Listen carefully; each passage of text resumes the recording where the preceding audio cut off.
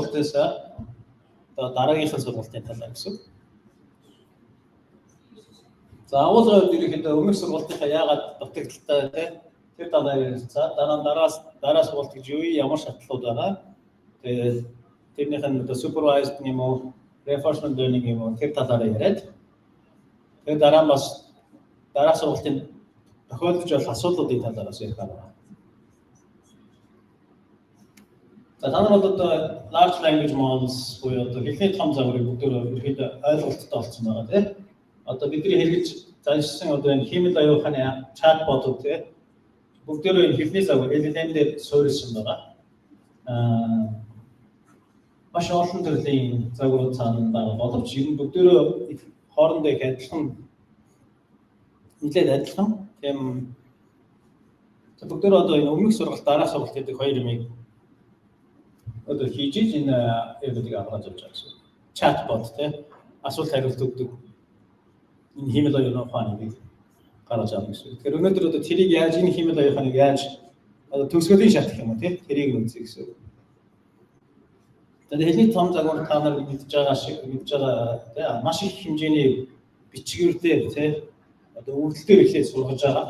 Ерөнхийдөө интернетэд байгаа бүх юм гээд бодож байгаа юм тийм бүх бичвэр гэсэн.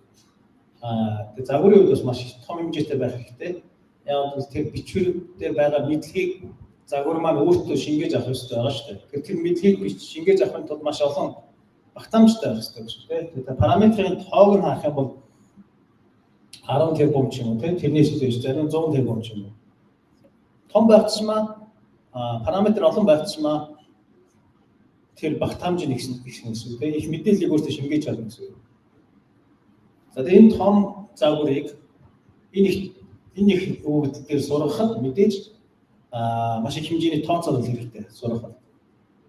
За яг сургах pre-training гэж тийм pre-training гэдэг өмнөх сургалтын сургах арга нь бол энгийн тийм зүгээр энгийн gradient descent дараагийн үеийг таардаг тийм энгийн сургалт. Гэхдээ хэрэг тэрийг сургахын тулд одоо маш хэдэн мянган GPU тийм хэрэг болж байгаа. Энэс бодоод одоо их багийн компаниуд өөрсдийн large language model-ыг эхнээс нь сургах чад боломжгүй байна. Яг бол ийм өртөг ихтэй.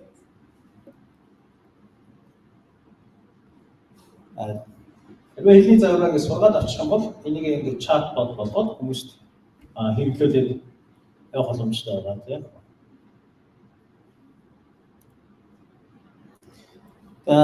Тэгээд сургах шатлалын хамгийн ихнийх нь мэдээж өмнөх сургалт энэ болохоор их хэмжээний өгөгдлийг шууд загвартаа өгөөд энэ текстийн дараах үгмүүдийг тааж сурахыг бид нар асууж байгаа тийм.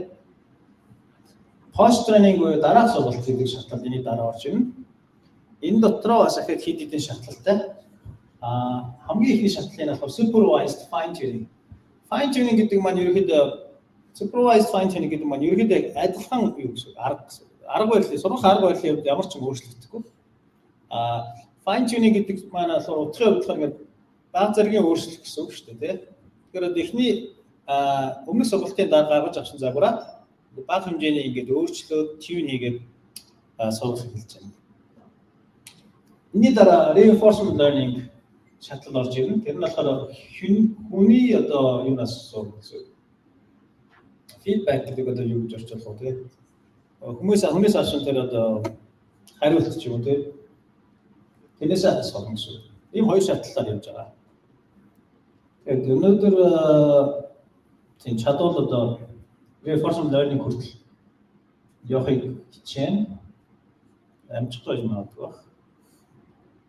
За буцаад өмнөх сургалт байгаа тийм. Чигтэр та нар үзсэн шиг за анхан сургалт юм өмнөх сургалт юм. Асар хэмжээний өгөгдөлтэй. Тэр интернет дотор байгаа бүх юм гэдэг маань маш хэмжээний номнууд байгаа. Код байх жишээ нь тийм. Асар мэдээлэл байгаа. Тэгээ өмнөх сургалтын маань зорилго юу байсан бэ гэхээр мэдээж хиймэл оюухан чинь янз бүрийн мэдлэгтэй байх шүү дээ тийм. Улаанбаатар одоо хэдэн дөрөвтэй гэж юм уу. Энэ мэдлэгийг олж авах нь өмнөх сургалтын одоо зорилго гэсэн. Дараах сургалт дээр тийм шинэ мэдлэг бол олж авахгүй. Интернетийн бүх өгөгдөлтөөр сурж байгаа болохоор бүх маш одоо асар өргөн хэмжээний мэдлэг тэндээс олж авах боломжтой тийм. Тэгээ яагаад энэ мэдлэгийг олж аваад байгаа юм бэ? Бид нар чинь одоо сургалтын үед хийж байгаа юм зөвхөн дараагийн үйл таагаад байгаа шүү дээ. Дараагийн үе таана гэдэг маань мэдлэг олж авахтай адилхан юм уу? Жишээлбэл одоо ийм бичиг бай тийм Монгол алдаатай бичсэн юм. Монгол улсын хүн амын тоон ингээд одоо дараагийн үе таахын тулд ялч загвар маань мэдлэгтэй байх хэрэгтэй гэсэн үг шүү дээ. Өөр жишээ байж болно. Одоо Монгол улсын нийслэл энэ гэсэн байх юм бол дараагийн үеийг таахын тулд Улаанбаатар нь Монгол улсын нийслэл гэдгийг мэддэг байх хэрэгтэй гэсэн үг. Тэгэхээр та нар бодоод үзвэл дараагийн үеийг зөв тааж чадчихвэл маш тэр одоо сэдвэр маш мэдлэгтэй байж байгаа. Википедиа байж боломжтой тийм. Википедиагийн дараагийн үеийг таах мэдчих шалтгаан шүү дээ. Мэдээж бүх үгнүүдийг тааж чадахгүй дээ загвар. Гэхдээ таах юу хэрэгтэй тийм. За боломжууд нь шүү тийм дараагийн үг ингээд. Тэрийг тодорхой гаргахын тулд тэр мэдлэгийг өөртөө шингээж авч байгаа шүү. Тэгээд өөрөөсөө одоо хүмүүс ингээд энэ өгөгдлүүдийг бэлдээд янз бүрийн зарласан байгаа тийм. Одоо интернет сургалт өгөгдлүүдийг жишээлбэл Red Pajama гэдэг маш том хэмжээний өгөгдөл бэлэн байж байна. Сурахад 100 тэрбум документ одоо баримт бичгийг нийлүүлсэн юм өгөгдөл байх чинь. За тэгэхээр мэдлэгийг олж авах нь өмнөх сургалт юм байна. Бас одоо энэ хэлний чадвар шүү дээ. Хэлний чадвар гэх юм уу? Ерөнхийдөө энийг бас өмнөх сургалтаас олж авах тийм. Дөрмөө мэдээж дараагийн үг таахын тулд дөрмөө мэддэг байх хэрэгтэй болно шүү дээ. Reasoning энэ бүх чадруудыг ерөнхийдөө өмнөх сургалтаас голцсон авч явж байгаа. Код хараад байгаа гэдэг чинь кодны дараагийн үсэг тэмдэгтээ таахын тулд кодыг ойлгодог байх хэрэгтэй шүү дээ. Код дээр юу болоод байгаа? Яагаад энэ дараагийн юм тэмдэгтний энэ функцийг дуутгах гэдэг нь ойлгох хэрэгтэй болно шүү. За тэгвэл ингээд сурагчид ямар асуудал болох вэ гэхээр мэдээж маш олон төрлийн өгөгдлөөс болж байгаа болохоор дараагийн үг нь маш олон төрлөөр одоо байж болно шүү дээ. Тэгэхээр төсөөлөд үзэх юм бол маш олон аршинтай тийм загвар байна гэсэн үг. Яг л интернетэд маш олон төрлийн мэдээлэл байна шүү дээ. Зүгээр нэг форумч байх жишээ, эсвэл амар албан ёсны мэдээж байх жишээ. Тэд чинь өөр бичигддэг тийм. Тэрийг бүгдийн бүх чанарыг нь загвар маань өөртөө шингээгээд авч байгаа гэсэн үг. Тэг зөвхөн хэл бичигч биш, код, LaTeX, HTML гэх мэт бүх юмыг өөртөө шингээсэн бүгдийн одоо бичих чадвартай юм загвартай болчихлоо гэсэн үг. Тэгээд жишээлбэл тэр загварыг бид нар шууд чатбот болгоод асуулт хариултын одоо загвар болгоод ашиглая гэж бодъё л да. Одоо бидний асуулт болохоор тийм explain the moon landing to 6-year-old in few sentences. За ингээд асуулт загварлага өгчлөө. Тэнгүүд загвар маань юу гарах вэ гэхээр дараагийн үг ямар байх вэ гэдгийг таах хэрэгтэй гэсэн. Одоо та нар төсөөлөхдөө энэ өгүүлбэр интернетэд байсан гэж бод. Хаана газар интернетэд. Тэгэх юм бол дараагийн үг нь юу байж болох вэ? За мэдээж хариулт байж болно тийм. Одоо энэ асуултын хариулт интернетэд байсан байж болно. Эсвэл зүгээр нэг газар хүн айгүй олон асуултуудыг дараалуулаад бичсэн байж болно шүү дээ. Сурагч ихтэй ч юм уу маш олон асуултуудыг бичсэн байдаг тийм. Тэгэхээр дараагийн үг нь бас өөр нэг асуулт байж болно шүү дээ. Тэгэхээр загвар маань юу гарах вэ гэхээр за дараагийн үг маань ерөөсөө асуулт байж магадгүй өөр асуулт асууж байна. Асуултанд маань хариулахгүй энэ асуултанд хариулах ёстой гэдгийг ойлгохгүй гэсэн. Загвар зөвхөн загварын чадах юм дараагийн тэмдэгт интернетэд байсан бол юу байж болох вэ? Тэндээс сонгол нэг сонгож байгаа гэсэн.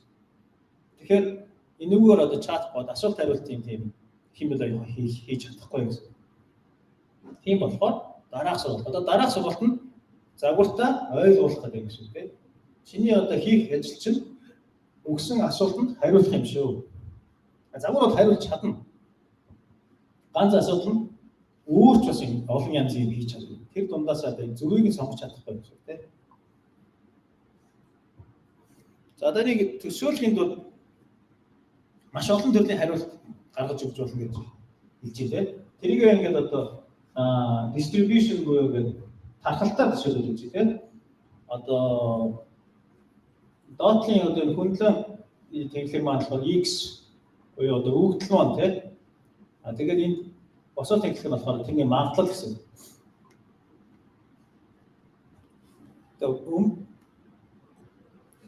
өмнөх сургалт маань юу хийх юм бэ гэхээр за энэ PX нь болохоор одоо интернетэд байгаа тархалт гэсэн үг. Интернетэд одоо тухайн бичвэр хэр их байх вэ гэдэг тийм магадлал гэсэн. Тэгэхээр интернетэд зарим бичвэрүүд маш олон байж болох ч юм тийм. Одоо дууны өгч гэх юм бол тэр маш олон таарлалт шүү дээ дууны өгч. Хэрвээ дөрмийн биш тийм буруу бичсэн юм байх юм бол тэр баг интернет байхгүй. Тэгэхээр тэрний магадлал маш бага шүү дээ. За магадлал маань бас өөрөө бидэрт биш. Загвар маань бас нэг магадлал өгнө шүү дээ бидэрт. Энэ бичвэр магадлал нь ямар вэ гэхээр загвараараа өнгөд чинь тэмдэг болгонд бид нар магадлал бодож байгаа шүү дээ.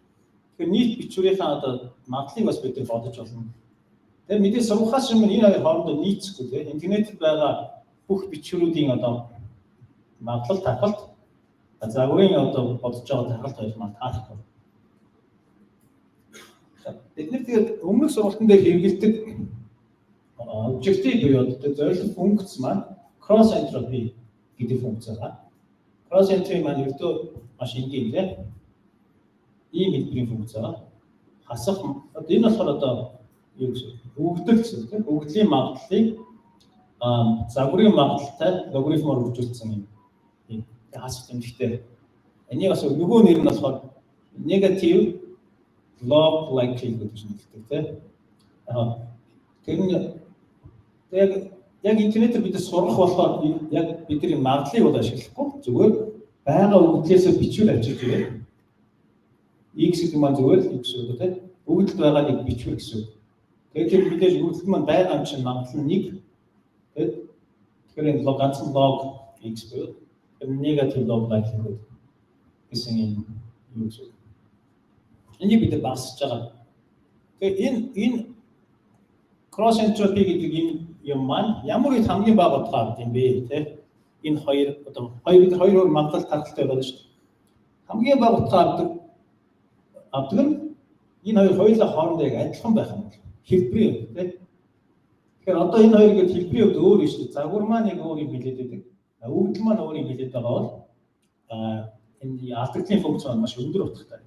Бид нар сурах явцад энэ cross entropy дандаа доош нь дарж байгаа шүү дээ. Багасгаж байгаа. Тийм болохоор яваанда загвар маань өгдөлтөг айл болох адилхан тийм тархалтыг авах гэсэн. Тэгээ pre-training дуусны дараа ерөөдөө загвараас гарч ирж байгаа бичмээр маань яг л интернетэд байдаг бичвэр шиг харагдана гэсэн. Зөвхөн байдагаас гадна хэр олон тоо тийм хэр одоо тэрийг одоо зөвхөн одоо юу гэж хэлсэн. Дараагийн үг ганц үг биш ээ. Дараагийн байж болох өгнүүд гэсэн үг тийм. Тэр маань яг одоо интернет тархалтаараа таарна гэсэн. Өмнөх сургалтын загвар тэр би яг тархалтыг сайн тайлбарлаж чадах байгаа юм шиг байна. За жишээ авъя л да тийм. Монгол улсын нийслэл тэгээд дараагийн үеийг таах чинь тийм. Тэнгүүд дараагийн үг мэдээж маш олон янзын үг гэж байна шүү дээ.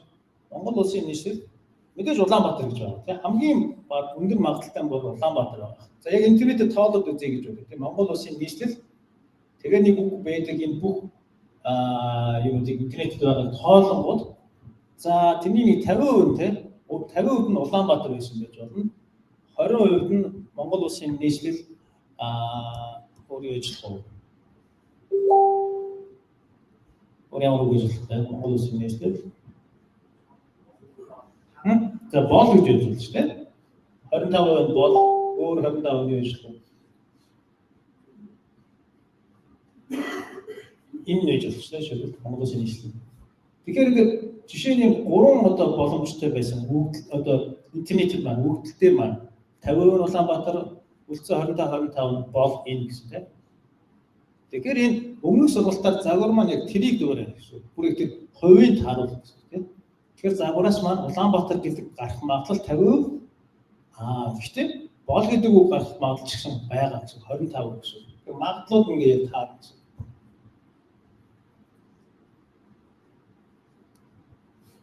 Тэгээд мэдээж энэ өгдөл маань ингээд тархад маань дотор маань янз бүрийн хөрөлдсөн байгаа тийм.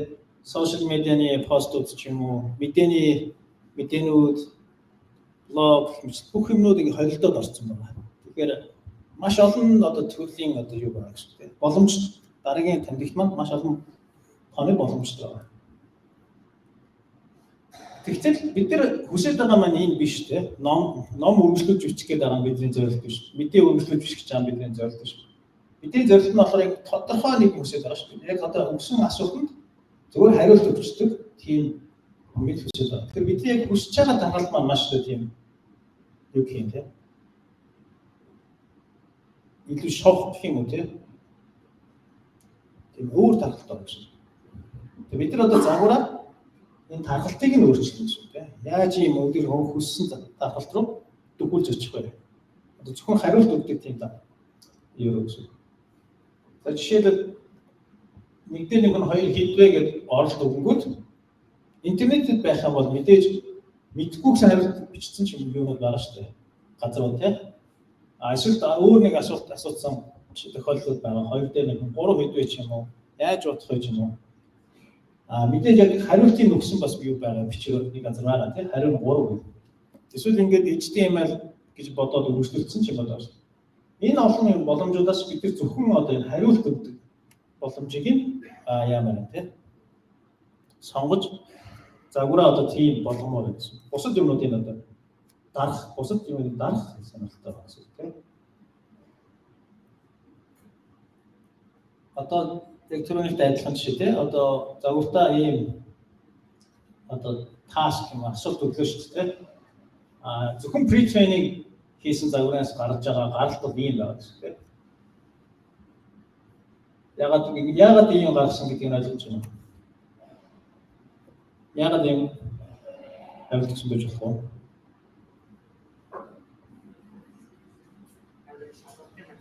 Шалгалтын материал гэж бодсон. Мэдээж интернетд тийм шалгалтын материал байж болно шүү дээ тийм. Гэхдээ мэдээж яг ийм байх болно. Яг ийм асуулт байх алдгүй. Зүгээр яг ийм хэлбэрийн асуулт байх юм бол дараагийн үг нь ямар байж болох вэ? Мэдээж ийм олон варианттай гэдэг нь монголоор тийм асуулт байсан байж магадгүй шүү. Тэгэхээр вариантуудыг нэг бичиж юм гэсэн. Тэгэхдээ бид нар бол яг хариулт гэсэн байна тийм загвараас. Өөр жишээнүүд байна. Give me a simple recipe for chili. Гэнгүүт загвар маань I don't have a simple recipe. Мэдээж бид нар бүтээгдэхүүн болгож гаргаж чадахгүй шүү дээ. Тэгвэл сургацсан дараа болохоор шууд одоо рецепиг бичээд өгч жишээ. Тэгээд зорилтыг нь ойлгосон тийм бид нар одоо дараах сургалтын маань зорилго. Гэхдээ энэ одоо чилигийн рецепиг сурах нь бол аль хэдийн сурцсан байгаа тийм загвар маань. Зүгээр л айгүй олон боломж байгаа болохоор тэр олон боломжоо дагаад байгаа гэсэн. За дараа сургалт гэхэд хоёр шатлалтай гэж хэлсэн тийм. Өмнөх сургалтаа дуусгана. Тэгээд тэр өмнөх сургалтын дээр сурсан загвараа барьж аваад үргэлжлүүлээ сурна. Хамгийн ихний шатлал маань болохоор instruction fine tuning буюу түрүүнсэн supervised fine tuning гэдэг. Энэ шатлал дээр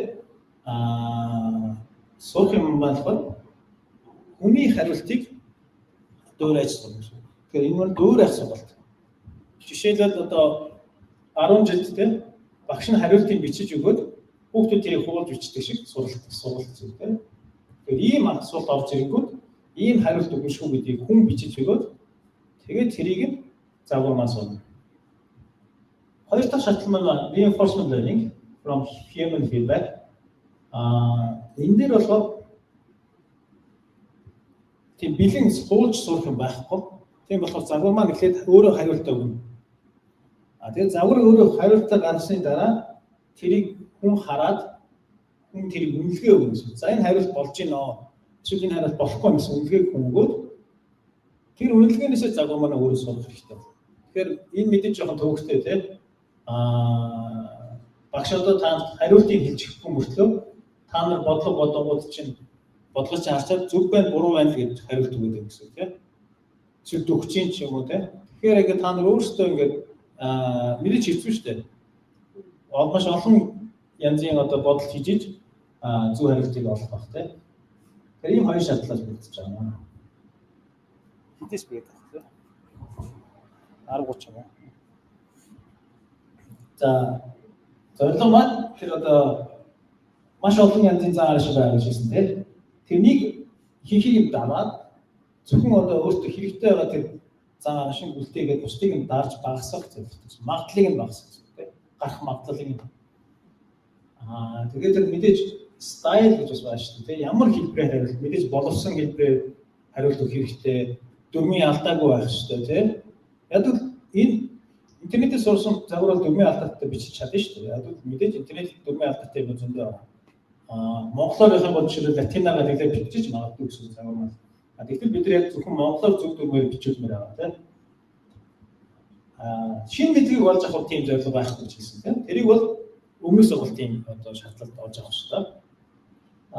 Бас ерөнхийдөө тийм ухаан, оюун ухаан ч юм тэр ухаанаг байдал, ямиг одоо бодох чадвар энэ ч гэсэн ерөнхийдөө өмнөх сургалтаас олж авах.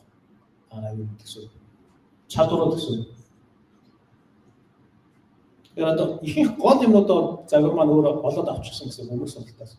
Зөвхөн дараагийн үеийг таасаад аваас болоод авчихсан гэсэн.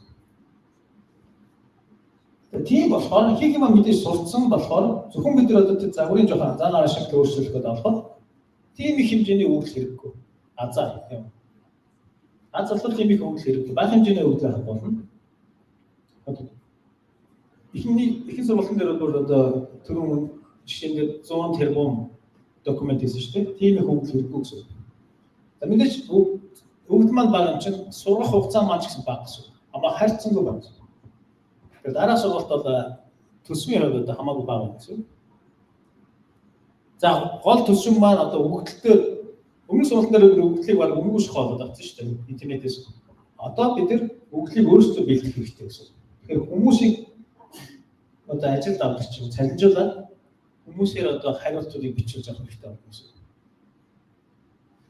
Хүмүүс одоо ихэнх янз бүрийн асуултууд бодож олох хэрэгтэй тийм. Хүмүүс одоо энэ манай загвараас юу асууж болох вэ гэх. За тэгээд энэ иймэрхүү асуултууд асууж болох гэдэг хэдэн мянга ч хэдэн зуун мянган асуулт бэлдээд тэр асуултуудаа хүмүүсд өгөөд за чи ийм асуулт ирүүл чи ямар хариулт өгөх вэ гэдгийг бичүүлж байгаа юм шиг.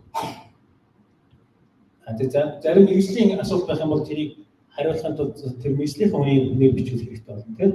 Тэр энэ мэдээж хамгийн төвөгтэй одоо яахан юуны хувьд төвөгтэй гэсэн тийм. Бизнес явуулах юм тийм. Энэ практикээр төвөгтэй олон хүний биш гараад.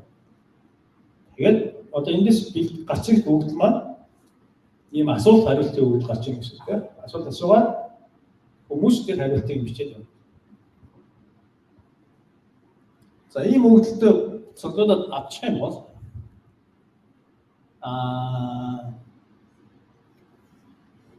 тэгэхээр тэр өгдөлтөө бас тийм бүтэцтэй болж ирэх юм шиг одоо. Яг өмнөх сургалтын дээр бол ихэд ямар нэг бүтэц байгаагүй тийм. Өөр л ингээл тэмдэгтүүд. Одоо бид нар асуулт хариулт гэх хоёр тусдаа юм биш үү? Өгдөл маань. Тэгэхээр тэр хоёрыг салгаж өгөх хэрэгтэй. Загвар маань хараад мэддэг байх хэрэгтэй тийм. За энэ оролтын маань энэ хэсэг асуулт юм байна. Тэгээ энэ хэсэг нь одоо хариулт юм байна гэж салгаж хардаг байх хэрэгтэй гэсэн. Тэгэхээр тэрнийг одоо нэхэд бол зүгээр одоо юм тусгай тэмдэгт нэмж өгөөд одоо хэрэглэгчийн асуултанд болохоор одоо тэрийг user гэдэг таагаар дотор хийж байна. AI-ийн хариултыг нь болохоор өөр нэг таг гэж юм тийм. Assist гэдэг таг дотор хийж өгөөд энэ маань яг зөв текст байсан ч болно. Эсвэл тусгай шин тэмдэгт байж болно тийм. Тусгай тэмдэгт байх юм бол илүү аюул багтай тийм. Яг л хэрэглэгчээс тэр тэмдэгтийг өгөх боломжгүй шүү дээ. Тэгэхээр шинэ тусгай тэмдэгт оруулаад өччих юм бол илүү найдвартай гэсэн. Ингээд өгдлөө одоо юм бүтэцтэй болгож өгөөд хоёр хэсэгтэй болгож өгөөд ийм тусгай тэмдэгтүүдийг нэмж өгөх гэсэн. Бас их загвар бол энэ дээр нэмэлт 3 дахь төрлийн юм байдаг. Тэгэхээр систем промпт гэдэг. Систем промптыг оруулж өгснөөр загварынхаа одоо юу зорилгыг өөрчлөх болно гэсэн. За загвартаа чи ямар зорилготой юм бэ гэдгийг хэлж өгөх боломжтой. Тэрийнх нь одоо систем промпт гэдэг хэрэгтэй. Энэ зүгээр одоо your helpful agent гэх юм бол одоо боломжтой хүн туслах хэрэгтэй л гэсэн үг тийм. Тэгээд дараагаар нь хэрэглэгчийн асуулт байгаа. Тэгээ хариулт орно гэсэн. За ийм 3 бүтэцтэй байж болно.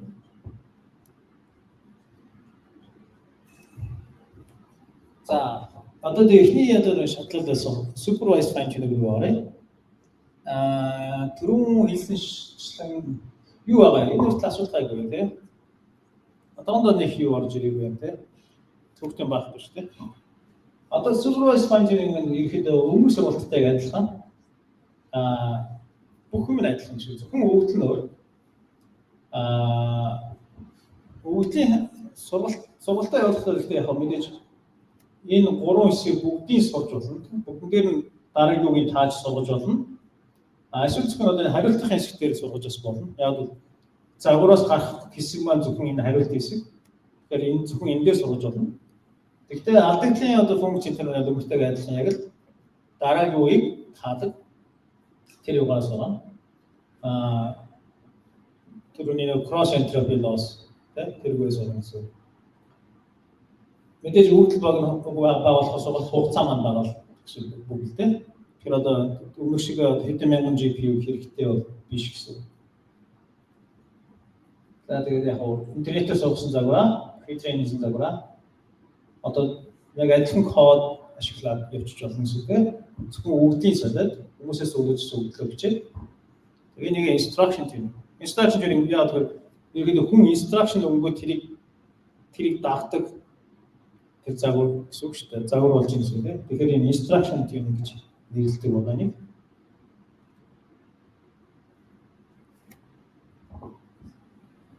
Жишээлбэл энэ дээр их загвар орчуулга гэдэг загвар олж хөргөж болно тийм. Тэрний тул зүгээр нэг хэлнээс нөгөө хэлээр орчуулсан юм өвдлүүдийг цуглуулад тэгээ эдгээр дээрээ сургачихвал загвар маань зөвхөн орчуулга гэдэг тийм загвар болоод ирчихсэн гэсэн. Тэгээд энд supervised fine tuning дээр бид юу хийж юм бэ гэхээр за ихэд интернетээс суухад нэг юм маш олон төрлийн хариулт өгдөг юм өргөн тархацтай загвар үүссэн байгаа. Одоо бид зөвхөн хүнээс авсан, хүнээс бичүүлж авсан хариулт өгдөг чинь эерэг жишээ шүү дээ. Зөв хариулт өгдөг шүү дээ. Зөвхөн зөв хариултуудыг бид нэр ашиглаж сургаж байна гэсэн. Тэгэхээр одоо энэ бол зөв хариулт шүү гэдэг тэр хариултын магадлалыг бид нар дээш нь өргөж юм гэсэн үг тийм. Тэгээд нийт магадлал маань тогтмол шүү дээ. Энэ дотор одоо магадлалын одоо доороо энэ талбай гэх юм тийм. Энэ маань өөрөө дандаа нэг тийм нийлбэр нэг шүү дээ. Тэгэхээр нэг газар бид нар ингээд дээш нь өргөөд байх юм бол яг ч бусад хэсгүүд доошлохоос арга байхгүй шүү. Тэгэхээр одоо энэ буруу хариултууд байсан тийм. Жишээ нь энэ бол буруу хариултууд байсан бол тэр буруу хариулт өгөх магадлалууд маань загваас гарах магадлалууд маань багасаад явна гэсэн. Яг одоо бид нар зөв хариулт өгөх магадлалуудыг дээш нь түлхээд байгаа болохоор энийг бол зөвхөн эерэг чинээс сурж байгаа гэж үзэж байна тийм. Negative log likelihood буюу одоо cross entropy loss ашиглаад. Нэг томны яг instruction tuning гэдэг маань файн одоо та нар ингэ AI ярангууд янз бүрийн нийт томьёод орж ирнэ тийм. Одоо та нар зарим нийт томьёодыг ойлгодог болчихлоо шүү. Instruction fine tuning гэдэг маань ерөөхдөө дараах сургалтын хамгийн ихний шатлал тийм. Хүний өгсөн зааврын дагуу зааврыг дагдаг болон сургаж байгаа гэж байна тийм. Supervised fine tuning гэдэг маань тэрнийг одоо тэрэнд хүрэх тийм нэг арга бариад арга гэсэн тийм. Тэр нь болохоор хүний өгсөн үглийг дуурайж сурдаг. Тэрийг supervised гэж нэрлэдэг байна тийм. Fine tuning маань гэдэг нь ерөөхдөө аль хэдийн сургалтын загвараа ингээд өргөжлүүлээ сургаж байгаа гэж байгаа тийм. За negative log likelihood cross entropy гэдэг ерөөхдөө бид нар яг энэ бол зөвхөн энэ болохоор яг тархац дээр ерөөхдөө илүү хэрэглэдэг. Гэхдээ бидний хувьд бол ерөөхдөө энэ адилхан гэж бодож явчих болно. За энэ маань ингээд ихний шатлал байсан байна. Эний дараа бас ингээд reinforcement learning-тэй холбоотой дараагийн шатлал орж ирнэ. Тэгээд өмнөх шатлал дээр одоо энэ supervised шатлал дээр асуулт байгаа юу? Тэр таг багт юм. Negative log likelihood loss-ыг мэдэх хүн байна уу?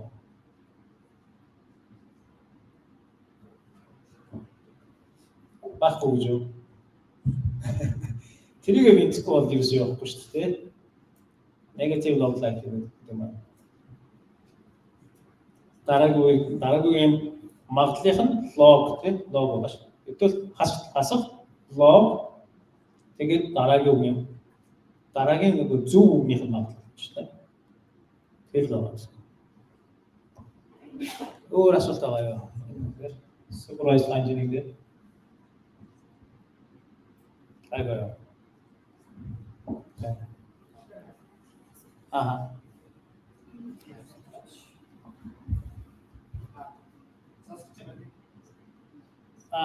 Микрофон аа.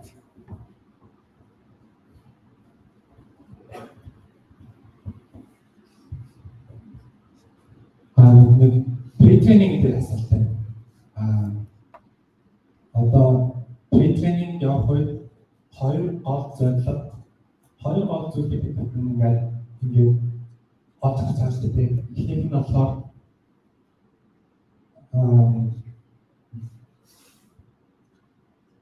юу нэг цаг үед мэдлийг олж авах тийм. Хоёр дахь нь болохоор тухайн хэлнийхээ чадварыг олж авах гэсэн хоёр зүйлийг pre-training-ийн дараа хүрмээр авчдаг. Тэгээд бид нөгөө тэрний доороос асуулт хэсэгтээ тийсээ ойлгох.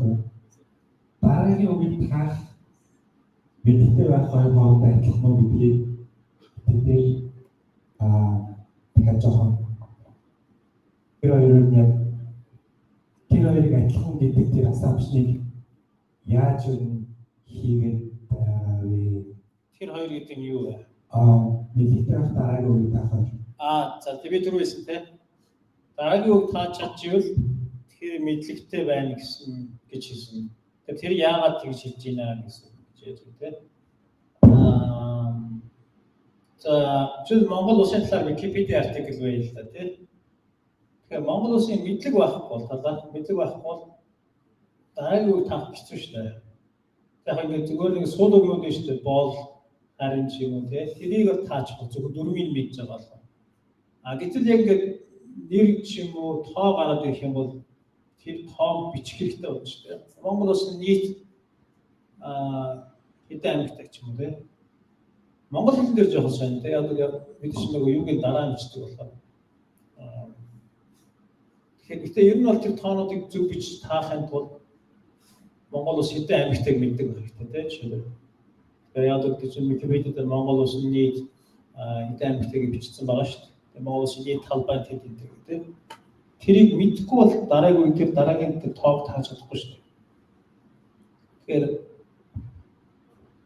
Тэгэхээр мэдлэгийг загвар дотор мэдлэг оршиж илүү үннээр таах боломжтой гэсэн тийм.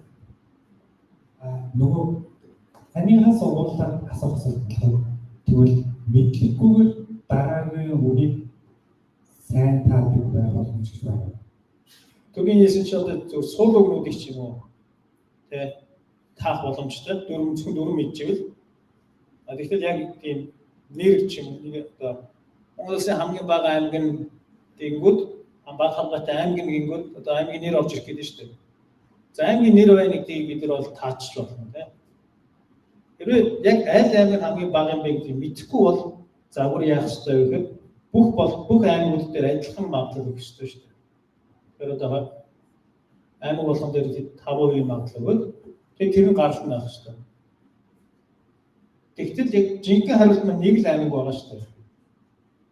Мэдээж тэр аймагуд дээр бүх аймагуудыг таах нь бас зөв тийм.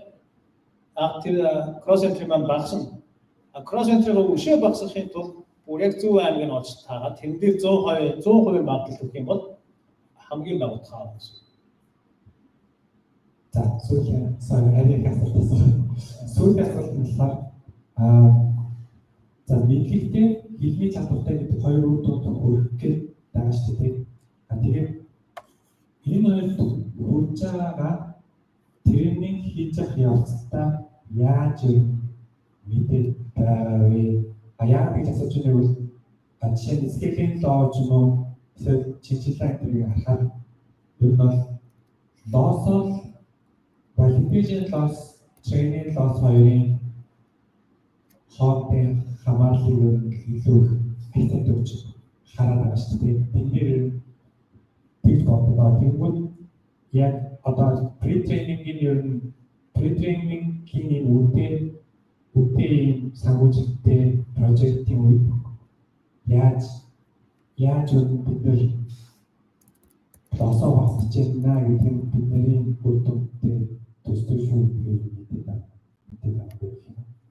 Наачаад зөв асуулт энэ pre-training хийж байхдаа яаж хэр амжилттай явж байгаа яаж мэдэх вэ гэсэн ерөнхийдөө заваа асуулт тийм. Тэгээ одоо жишээ нь одоо энгийн machine learning за жишээ нь өөр ямар нэг энгийн сургалт хийж хийж чадхад лос багасаалаа гэдэг бол not necessarily our used to be. Яг л орбит болж магадгүй ахтэй нэг даваа тал нь болохоор хямдхан болохоор дахин хийж болдог. Одоо pre-training хийх гэдэг бол ер нь нэг олон сая доллар юм бол ярьж байгаа болохоор яаж тийм. Тэгээд яг хөө мэдээж хамгийн түрүүнд алдагдлаа харна тийм. Loss cross entropy шүү дээ. Тэгэхээр loss маань багал байх юм бол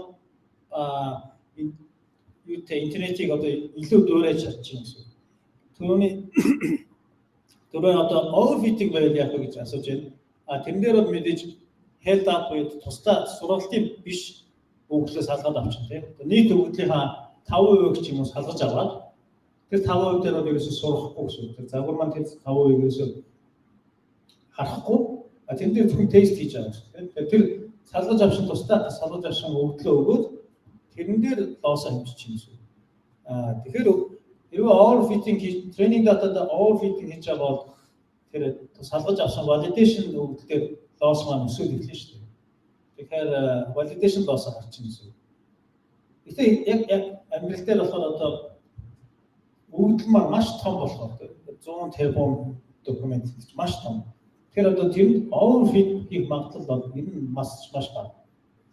Overfit чи хизээ overfit болох гэхээр өгдлөө бүр цээжилж чинь гэсэн үг шүү дээ. Хэрвээ цээжилж чадах юм бол overfit болно. Гэхдээ тэр хүмүүсийг загвар цээжилж чадхааргүй одоогийн хэмжээтэй загварууд бол ер нь цээжлэх боломж их бага. Тэгэхээр иргэдэд сургаалаа тийм сургаж байгаа лоос алдагдлаа харна шүү дээ. Алдагдлын эхлээд маш хурдтай буурна. Тэгж байгаа ерөөдөө уурхан багасаад ирнэ шүү дээ. Тэгээд харж байгаа. За энэс шиг буурхан багасчлаа гэж зогсоож байна. Мэдээж тэгэл цаана яг мөнгөний асуудал байгаа шүү дээ. Чи өшөө хэдэн төгрөг тэнд дээр зарцуул манай. Мөнгө чинь дуусах юм бол тэгээд зогсоо гэдэг. Эсвэл одоо ямар нэг дедлайн байгаа шүү дээ. Загвар бид хэрэгтэй байна. Нөгөө нэг илүү одоо шууд хэмжих аргууд байгаа. Загварыг тэр маань одоо бид нар бол асуулт асуугаад хариултыг шалгачвал хамгийн зүгээр шүү дээ. Ийм асуулт асуугаад загвар маань хариулт өгч байна. Тэгтэл бид нар үнэсэндээ загварч маань асуулт асуугаад хариулт өгөхгүй өөрөө өгч магадгүй. Тэгэхээр бид нар тэрийг хариултыг хэмжиж чадахгүй шүү дээ. Өчигдөр тэр гарч ирэх байх тийм. Few shot prompting гэж сонсч байна. Тэгэхээр одоо асуулт загвартаа одоо нэг тийм одоо юу гэсэн бэ? Асуултанд хариулна шүү гэдгийг ойлгуулах нэг арга нь юу юм бэ гэхээр асуулт хэдэн асуултыг оролдоор өгөөд хариулттай нэгчин гэсэн. Тэгэхээр асуулт 1, хариулт 1, асуулт 2, хариулт 2, асуулт 3, хариулт 3 гэдэг ингэж 3 хашаал асуулт хариултыг өгөөд тэгээд 4 дахь асуултаа асуучих гэсэн. За тэгэнгүүт загвар маань харна шүү дээ. За ингээд хэрвээ интернетэд асуулт 1, хариулт 1, асуулт 2, асуулт хариулт 2 гэдэг ингээд бичигдсэн байх юм бол асуулт 4-ийн дараа юу байх вэ те? Тэгэхээр та нар интернетээр тийм байсан бол хамгийн өндөр магадлалтай хариулт байх магадлалтай шүү дээ. Яг үгүй өмнөх асуултнууд дээр ийм юу байгаад үү те? Одоо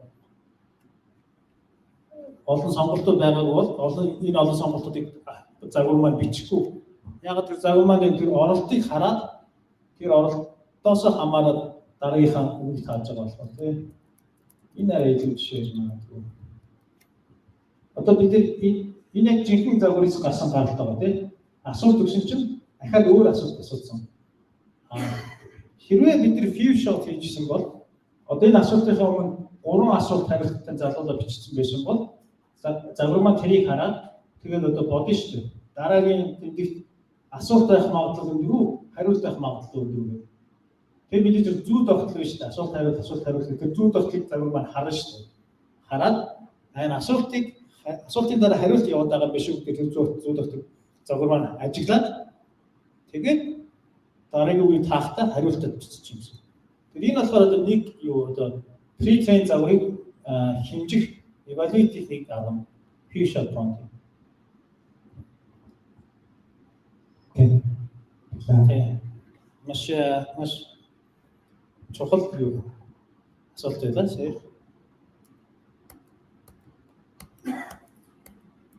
Өөр юм асуулт байгаа.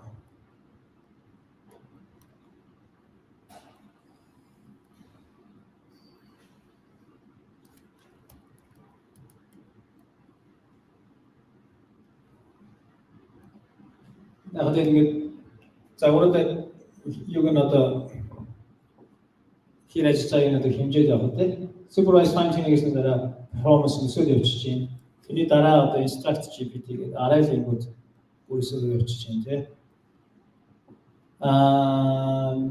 тэгээд large language model асуудал бас их байгаа тийм бид тэр одоо яг бүтээгдэхүүн болгоо харж байгаа бол тэр маань аюулгүй байх шүү дээ янз бүрийн буруу юм хийж болох одоо хүүхдүүд ч юм асуугаад тэр итгэж байгаа шүү дээ хариулт бид ч гэсэн одоо ChatGPT гэдэг юм асууад хариулт авах юм бол ерөөдөө итгэждэг тийм хорон тийм байдлаа ч юм уу бас байж болохгүй тийм мэдээж одоо аль болох соёлтой хандлах хэрэгтэй шүү дээ бид загвар маань бас янз бүрийн юмуд зохиогоо бичих магадлал ихтэй тийм pre-training дээр чинь бид дараагийн үг таагаад байгаа шүү дээ. Тэгэхээр загвар маань ерөөсөй таагаад сурцсан. Тэгэхээр хизээч би мэдэхгүй гэдэг хариулт өгөхгүй тийм үү? Дандаа таах шүү дээ. Би мэдэхгүйгээ бичих юм бол тэр чинь нөгөө cross entry бид нар хэмжээд үзэхэр чинь айгүй буруу болчихно тийм. Тэгэхээр загварууд ерөөсөй сурсан юм аа заавал таах шүү дээ. Мэдэхгүйсэн чинь таах шүү. Яа тэгэхээр түрүүнээс дараагийн хамгийн бага аймыг мэдэхгүй шүү дээ. Гэхдээ энэ аймгийн нэр байх ёстой гэдгийг мэдж байгаа бол зүгээр бүх аймагуд дээр адилхан магадлал бол таачна. Тэгэхээр одоо бид яг тэр загварыг хэрэглэх юм бол Монгол улсын аймаг байгаа аймаг ингээд нэг аймаг таагаад явчихна. Ихт буруу тийм. Энэ санаанаас зохиол асуулт маш их байдаг. Энийг одоо маш том асуудал. За тэгээд удирдах одоо instruction training бол бид сая ерөөдөө ярьсан байна.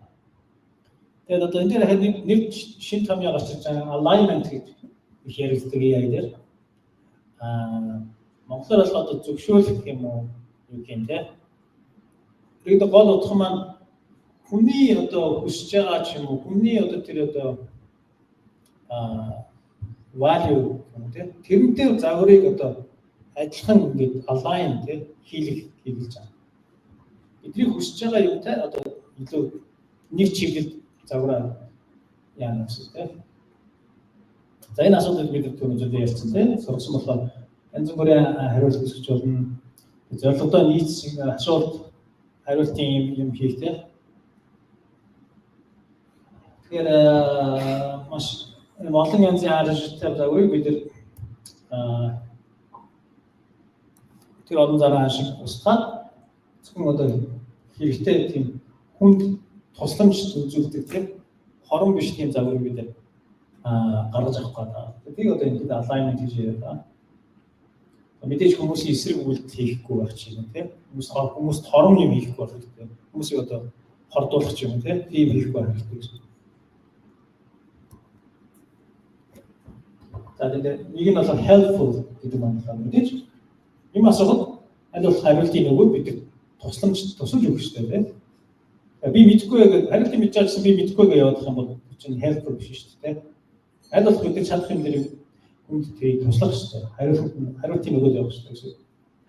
Хаанаас маань мэдээж хор ууршиг өгөхгүй байх хэрэгтэй гэсэн. Тэгэхээр одоо имчилгээ асуух юм бол чи имчилгээг мэдгүй бол би энэ имчилгээг сайн мэдэхгүй гэж хариулт өгөхгүй байх хэрэгтэй. Яг л буруу хариулт өгөх юм бол аюултай. Эсвэл одоо хүний бөмбөг тэгээд бөмбөг яаж хийх вэ гэж асуух юм бол тэнд хариулт өгөхгүй байх хэрэгтэй тийм. Загвар бол тэрийг мэдж байгаа шүү дээ. Интернетийн бүх юм харцсан тийм. Тэгэхээр яаж хийх мэднэ. Тэгэхээр тэрийг хүнд хэлэхгүй байх хэрэгтэй.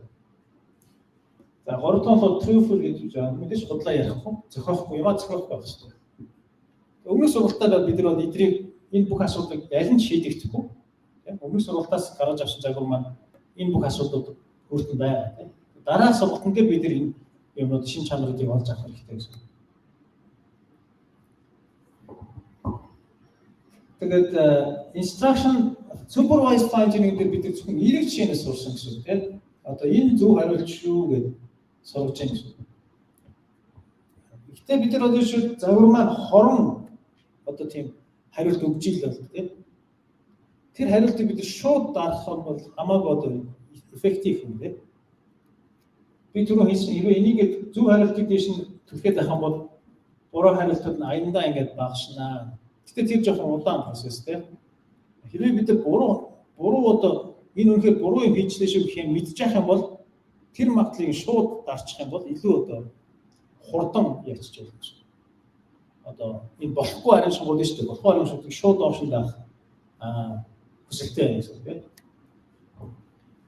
Тэгэхээр ингээд зөв хариултыг эерэг жишээнүүдийг энэ дээш нь өргөөд магадлал сөрөг жишээнүүдийг бид нар ингээд доош нь дарах ийм боломж байхгүй юм уу тийм. За бид нар эерэг жишээн дээр хэрэглэдэг loss маань ердөө юм тийм.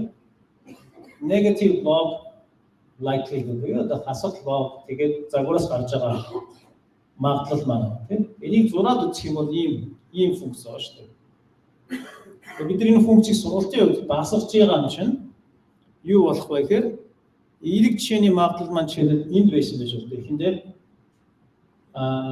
гэдэг маань одоо 0.005 ч юм уу тийм маш багталтай. За ингээд сугаа явуулж энэ лосс маань багасах гэж багасаад энэ ирчингүүд тэр эерэг жишээг загвар гаргах магадлал маань өсөөд 0.8 бүр цаашаа нэгч боломжтой гэж тийм байна.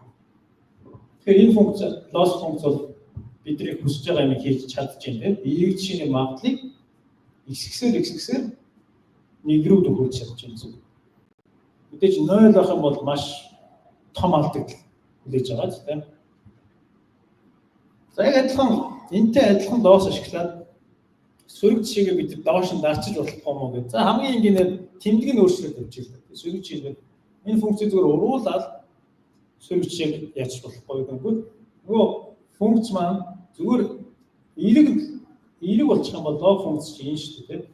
Нэгээс 0 руу явахад логийн маань утга энэ infinity буюу одоо нэг төгсөлгүй тоо явуулж байгаа. Тэгээ хааштай. Тэгэхээр бид нар энэ функцийг хэрвээ энэ лоссыг бид нар оптимизац хийх юм бол эндээс эхлээд яваад лосс маань infinity руу явж. Тэгэхээр энэ функц ингэж одоо бид нар юу дарах боломжгүй гэсэн.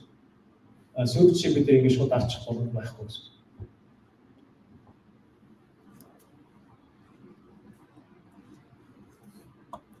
Тэгэхээр сөрөг жишээнээс сурахад одоо ерөнхийдөө хэлгээд байгаа юм төвхтэй л гэдэг хэлдэг юм тийм. Эерэг жишээнээс сурах бол маш амархан. Сөрөг жишээнээс тэр занаа шиг шууд ингэ дарах бол их төвхтэй.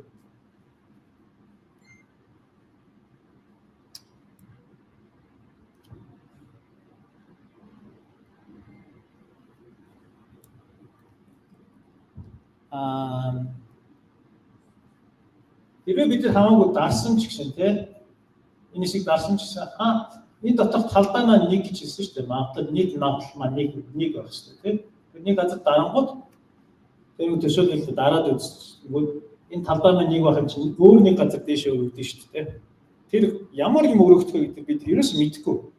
Тэнд ямар контрол байхгүй. Тэгэхээр ямар ч юмны магадлал өсчиж магадгүй. Тэр бас нэг өөр асуудал юм шиг. Том мэдэн дээр тийм. За human feedback гэдэг маань хүмүүсээс санал хүсэлтийг авах гэсэн. Ийм загвараас ийм хариулт гарч иж байна. Энэ болж гинүү болохгүй байна гэдгийг хүмүүсээс хариулт авах гэсэн. Санал хүсэлтийг авах гэсэн тийм. Тэр нь одоо binary байж болно. Эерэг сөрөг гэсэн чинь хоёр боломжтой байж болно. Эсвэл бүр оноо өгсөн ч байна шүү дээ. 0-аас 10-ийн 2 оноо өгдөг ч юм. Тийм илүү наривчлалтай бас юм гэж байж болно. Тэгэхээр энэ 3 функцийг бид нар За энэ дээр бас мэдээж хүмүүсийг цалинжуулж ажилуулах хэрэгтэй болно. Гэтэ өмнөхийг бодвол арай амархан тий. Яг л хүмүүс зөвхөн үнэлгээд өгөх ажлыг хийж байгаа гэсэн үг шүү дээ. Та нар ChatGPT хэрэглэж байгаа тийм хоёр хариулт гарч ирсэн аль нь дээр вэ гэж асууж ирсэн харсан байна. Бага тий. Заримдаа тэгдэг тий. Тэр чинь ийм өгөхлийг та нар сургуулах гэдэг юм шүү. Та нар аль нь таалах хоёрын боломж хариулт байна. Аль нь илүү та нарт таалагдж байна тий.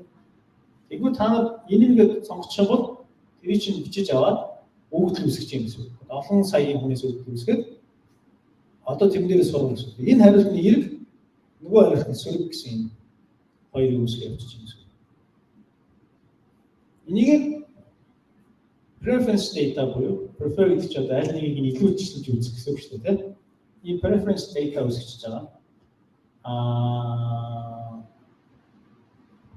Тэгээд ерөнхийдөө нөгөө хүмүүсийн ажиглаад байгаа нь болохоор зүгээр ингээд нэг асуулт хариулт үзүүлэнгүүтээ энийг үнэлгээ өгөхээр хүмүүс айгаа жоохон баримжаа байхгүй шүү дээ. Нэгээс 10 хооронд үнэлгээ өгөх 5 гэдэг маань яг ямар юмд 5 гэдэг үнэлгээ өгөх шүү дээ. Ингээд хүн чинь хооронд нь харьцуулахтай сайн болохоос шууд ингээд тоон утга өгөхтэй жоохон муу. Тэгэхээр ингээд хүмүүс ингээд зөрөөд идэг. Нэг хүн одоо энэ хариулт 7 гэдэг үнэлгээ өгч, нөгөө хүн нь шүү дээ 2 гэдэг үнэлгээ өгч. Тэгээд хүмүүсээс цуглуулангууд хоорондоо ерөөсөө хавцалтдаггүй үнэлгээ. Эсвэргээр загвараас 2 хариулт гараад нэг 2 янзын хариулт гарч ирээд тэгээ аль нь дээр вэ гэж сонгуулах юм бол тэр нь хамаагүй илүү хоорондоо нийцэж байгаа хүмүүс. Нэг хүн нь A хариулт зөв илүү B-гээс илүү гэх юм бол дараагийн хүн бас яг адилхан тэгж хэлэх магадлал ерөөдөө маш өндөр. Гэтэ хэдэж 100% нийцдэггүй. Хүмүүс хоорондоо 70% ч юм уу 75% ч юм уу хоорондоо нийцж байгаа. Дараагийн хүнтэйгээ. Тэгэхээр мэдээж илүү чанартай дата цуглуулыг үйл дээ. А-Б-г үнэхээр аль нь илүү юм бэ? Яг 3-ны 1 нь А-ны илүү гээд нөгөө 2 нь Б-ны илүү бичих юм бол яах вэ те? Тэгэхээр нэг арга нь бол олон хүмүүсээс асуулт асуугаад олонхийг нь дагаж болно те. Ерөөдөө нэг иймэрхүү интерфейс юм шиг те. Хүмүүс асуулт хариултууд явьж байгаа. Тийм 2 янзын хариулт байна. Загвараас 2 асуулт хариулт яаж гарахыг мэдж байна. Зүгээр самплинг гэж шүү дээ. Мэдээ загварч дараагийн үгтэй дандаа магадлал гадуудаж байгаа шүү дээ. Дараагийн үгийн магадлал тэр ийм юм байна. Тэгэхээр тэр магадлалын дагуу нэгийг сонгоод тэгээд ингээд дараагийн үг сонгоо явчихгоо. Сонгох болгонд шууд өөр хариултууд гарч ирнэ. Нэг хариултаа өгөх магадлал ер нь баг маш бага тийм. Тэгэхээр зүгээр загвараас 2 янзаар хариулт гаргачихад 2 янзаар хариулт гараад болж байгаа. Тэгээ энийг хүнд үзүүлээд аль нь дээр вэ гэж хариулт асууж байна. Тэгээ энэ бүх датанууд ер нь бас интернетээр нэлээд байгаа. Anthropic-аас гаргасан жишээлбэл helpful in helpful and harmful. Helpful гэж байна тийм. Тэгэхээр chosen гэдэг маань энэ хариултыг нь хүмүүс илүүд үзсэн байна. Яг адилхан асуулт байгаа ч тийм. Is it possible to download a car? I don't understand. Энэ хариултыг хүмүүс rejected буюу одоо reject хийгээд байгаа юм. Шүүрэг. Ингээд юм өгүүлбэр интернетэд байгаа. Эсвэл та нар өөрсдөө нэгэ цуглуулж олно. Тэгэхээр хүмүүс ажиллаад. Тэр өмнө бид нэр одоо дандаа оролт гаралтын датанууд цуглуулж ирсэн шүү дээ.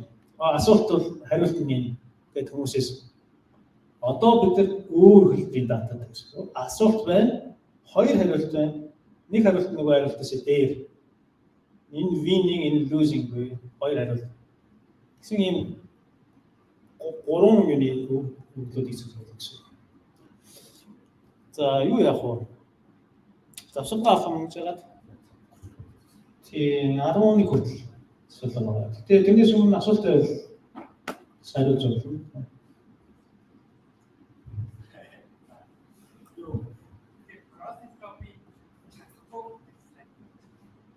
Сайдо.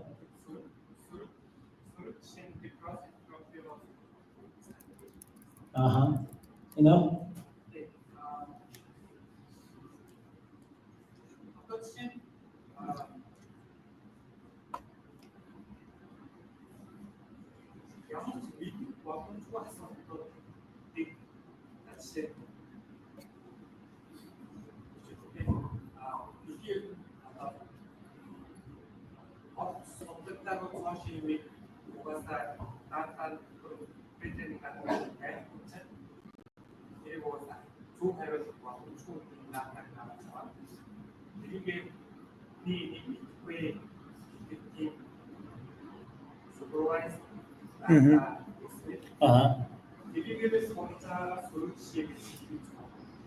тийм би түрүү хэлсэнтэй зөвхөн бас эерэг жишээ өгөөд хахад одоо үнэхээр хариулт боломжийн асуулт нь би мэдэхгүй гэдэг хариулт бол өгөх нь зөв шүү дээ. Тэр маань эерэг жишээ тийм. Зөвхөн эерэг жишээгээ цуглуулад сургаж болно. Гэхдээ одоо ингээд нэг сөрөг хариултууд биш шүү дээ. Буруу хариулт таагаад худлаа тааж байгаа юм тийм. Тэр маань ингээд доошоо явах ёстой ч гэсэн бид нар өгдөл маань хязгаартай шүү дээ. Тэр цаарыг 10,000 өгдөлж байгаа юм уу. Тэгэхээр яг сөрөг жишээнүүд маань хангалттай доошоо явдаггүй байгаа. Юун дээр яг амьдралдаа сурахаар эерэг жишээнүүдээс зөвхөн сурах юм бол тэр маань яг магадлал өсөж байгаа өндөрсөн. Гэхдээ яг хэмжээд үзэх юм бол илүү одоо сөрөг жишээнүүд маань сэтгэл хүрэх хэмжээний доошоо багасч чадахгүй байдаг. Хэрэв бид нар яг тэр сөрөг жишээнүүдийг цуглуулад шууд тэр магадлалыг дарж багасгаж чадах юм бол илүү үр дүнтэй. Гэхдээ мэдээж supervised fine-tuning бол ажил нь маш чухал алхам. Supervised fine-tuning хийх загвар маань нэлээд одоо боломжийн болоод юм. Гэхдээ хаяа одоо тийм болохгүй сэргчийг хийлээд авах боломжтой. Тэрийг одоо бид улам сайжруулахын тулд, улам илүү болгохын тулд одоо энэ сөрөг загварууд юм бид даахад энэ чиглэл рүү явж гэсэн. Одоо өдөөс хойш одоо дараагийн хэсэгт лекцэнд тэр талаар илүү яаж даах вэ гэдэг. Ora суулаа. За.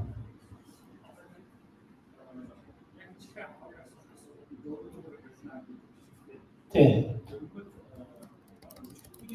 Сэнман болохоор нэг drop out-аар фос шамбар дэлгэрүүлдэг нэрчэн рандомаар нэрчээр ингээд автод ингээд үүсгэж байгаа гэдэг шүү дээ. Тэгээд модель юугаар би drop out хийхгүй болчих юм бол тэр моделийн параметрууд нэг хэвээрээ тэгээд диджитал орлогч юм бол диджитал одоо гэдэг. Одоо эдгээр болохоор яг диджитал орлогод орж ирээд дандаа өөрөөр гаргах. За бас маш сонирхолтой асуулт байна. Ягаад түрүү өнгөрсөн жилдээ drop out-ыг унтраачих юм бол загварын гаралт яг юу гэсэн үг тийм адилхан гаралт дандаа гарна гэсэн үг тийм. За тэгэхээр ингээд нөгөө тодорхойлолт орж ирэх хэрэгтэй. Загварын гаралт гэдгийг юугаар хэлж байгаа юм бэ? Сонгосон үгээ хэлж гин үү? Эсвэл нөгөө гарч ирж байгаа магадлалаа хэлж гин үү гэсэн. Чиний яриад байгаа магадлалаа хэлж байгаа гэсэн тийм. Хэрвээ drop out-ыг гэхдээ ер нь зөвхөн сургалтын үед хэрэглээ. Яг ашиглаж байгаа үед drop out хэрэггүй тийм. Тэр drop out дандаа унтраастай юм шиг ашиглаж байгаа үед. Тэр чиний хэлдгээр яг адилхан магадлал гарч ирнэ. Тэгэхээр түрүүний жишээнээр Улаанбаатар Монгол улсын нийслэл ингээд тэгэхээр Улаанбаатар 50%, Боол гэдэг нь 25% ингээд гаргаад байгаа юм. Гэтэл бид нар эндээс нэгийг сонгох ёстой шүү дээ. Яг амьдралдаа бид нэг үгийг сонгох гэдэг чинь энэ яаж сонгох вэ те? Мэдээж энэ магадлалын дагуу нэгийг сонгож байна. Шоо хаяал 100 нүдтэй шоо ч юм уу хаяал эхний 50 дээрээ байх юм бол Улаанбаатарыг сонгож байна. Тэгэхээр эхний хариултан дээр Монгол улсын нийслэл Улаанбаатар ингээд явчих болно. Гэтэл дараагийн хариултан дээр бид шоо хайсан чинь 60 100 ч юм уу тийм тоо гарчих юм бол тэр чинь тэнд харгалзах нь одоо боол гэдэг үг маань таарч байгаа байхгүй юу? Мэдээж багтан ба. Мэдээж ингээд олон яах юм бол Улаанбаатар нь илүү. Гэхдээ тэнд бол 25% боол гэдэг үг байх хэрэгтэй. Тэгэхээр хоёр удаа сонгоход яг адилхан хариулт гарах магадлал маш өндөр маш бага. Чиний яг үг болгон дээр сонголт хийж байгаа шүү дээ. Үг болгон дээр За яг эхний үг адилхан байж болчихсон. Хоёр дахь гурлаасаа ингээд өөр сонголттой явчихсан. Тэгэхээр тийм магадлалаа бол адилхан, дандаа адилхан. Яг үг сонголт хийчихвэл юу яач гэсэн. Өөр бол явчих. Хоорондоо өөрчлөлт явж байна. Салаа явчих. Тэгээд тэн дээр сонголт гэдэг температур гэдэг та нар юм харж ирсэн байж магадгүй ч. Одоо API дээр ашиглаж байгаа юм бол тийм чат энэ OpenAI тэд та нар температураа өөрсдөө сонгож болно. Тэр температур маань магадлалын одоо температур гэж ярьдаг. Нэг гэдэг температур болохоор ерөөсөө тэр загвараас гарч ирж байгаа магадлалыг шууд ашиглах гэсэн үг. Улаанбаатар 50% гэдэг магадлалыг ашиглаж байна. Температураа багасгаад ирэхээр ерөөхдөө яаж байгаа гэхээр хөргөж ийн гэсэн үг тийм. Хөргөн маань гэдэг маань ерөөхдөө бид юу бодлоо гэхээр энэ магадлалыг илүү шавх болгож ийн гэсэн үг. Тэгэхээр одоо бүгднгийн одоо 0.5 зэрэг дэвшүүлээд ч юм ингээд бодонгод илүү одоо нөгөө юу мэрийн одоо олонх байсан магадлал Улаанбаатар гэдэг нь илүү ихсээ явчихдаг. 75% болоод нөгөө 25% багасаад 12 болдог ч юм уу. Тэгэхээр температурыг багасгаад байх юм бол илүү одоо нөгөө их хувьтай хариултууд маань улам их хувьтай болоод тэгээд 0 дээр ирчих юм бол хамгийн их хувьтай байсан хариулт шууд сонгох гэсэн. Детерминистик болчихсон. 0 температур дээр. Тэгэхээр 0 температур дээр сампл хийх юм бол дандаа Улаанбаатар сонгох. 100-уудаа сонгоход 100 Улаанбаатар.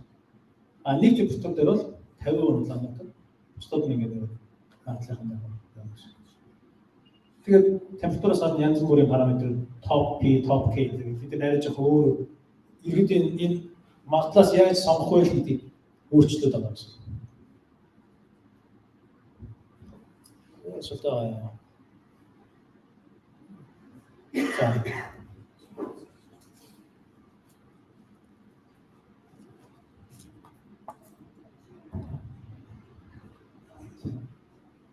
Сонсогч.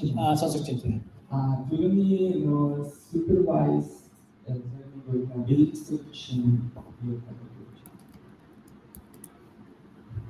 нөгөө магадлалтай байдаг энэ одоо энэ distribution-ийн спортын бол ингээд нэг хийдэг токен засагдсан яг тийм нэг юм байна шүү. Ингээд тэгж юм тийм. Одоо X гэдэг маань энийг юм ал нэг хариулт гэж үзэж байна. Тэгээд маш олон хариултууд байна шүү. Бүх боломжтой хариултууд энд байгаа гэсэн. Хариулт болох нэг магадлалтай тийм. Тэгэхээр бид нар supervise data байлаа гэмүүд яг тэрнээ ингээд нэг так юм хийсэн болох юм гэхээр энэ хоёр distribution эдгээр адилхан болох гэж байгаа бол яг юу элт мөнгөс бизнес шилдэг ингээд протокол дата пасс хийгдээ хоёр empirical distribution байгаа. Тэгээд тэр зайгийн багсдаг тийм байгаа л тий одоо яг хоёрын distribution юм байна тийм. Бидний хүсэж байгаа нөгөө загвар маань байгаа улаан бид нар тийм бид нар pre-training дээр cross entry ашиглаад хоёр distribution адилхан болгочихно энэ төргийг ярьсан тийм. Яагаад тэгж болохгүй юм бэ гэж асууж байгаа тийм. Асуудал нь яагаад бид нар ингэж шууд хоёр distribution дээр ингэж хэрэгэлдэг cross entry ч юм уу тийм юм ашиглаж болохгүй юм бэ гэхээр энэ ногоон distribution одоо бидний хүсэж байгаа distribution яг өөрөө distribution бидэрт байхгүй байхгүй. Бид яг энэ одоо хүсэж байгаа хариултууд ингээд бүх боломжтой гэсэн чинь юм өгдөл хангалттай үйл бидэрт байхгүй.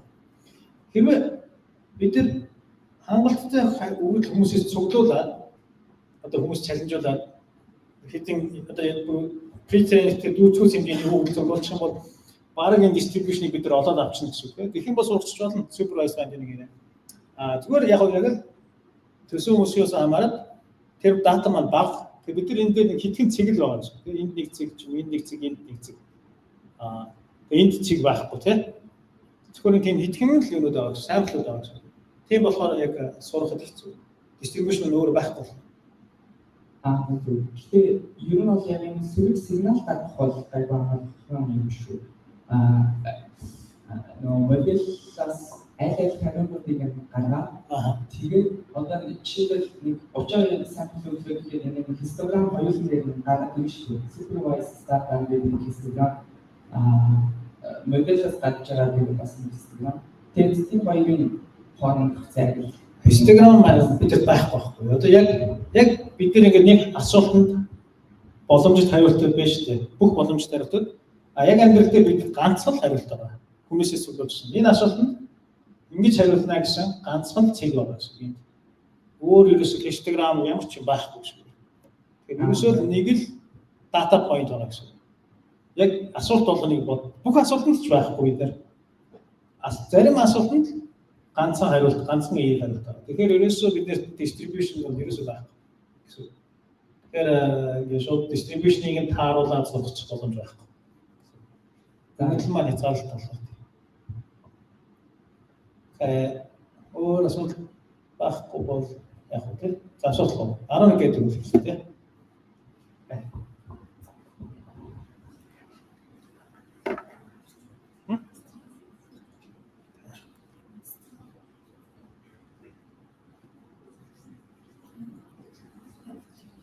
Нанаса